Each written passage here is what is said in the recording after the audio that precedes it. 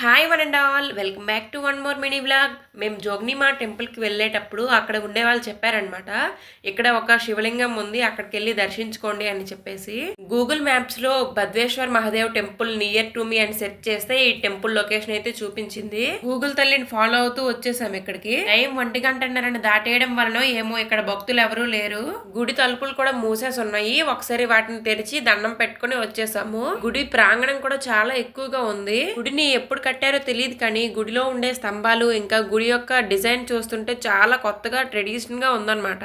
ఈ గుడిని కట్టిన మెటీరియల్ రాయ, సిమెంటా, గ్రనైట్ అని అరగంట గింజుకున్నాం కానీ తేల్చుకోలేకపోయాము. నేను ఇప్పటి వరకు ఎక్కడా చూడని ఒక వింతనైతే చూశానండి ఈ టెంపుల్లో. అది మీతో షేర్ చేసుకుంటాను.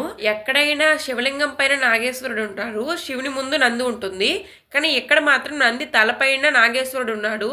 ఇది ఏంటి అనేది ఎవరికైనా తెలిస్తే తప్పకుండా కామెంట్ సెక్షన్ లో తెలియచేయండి. Bye bye.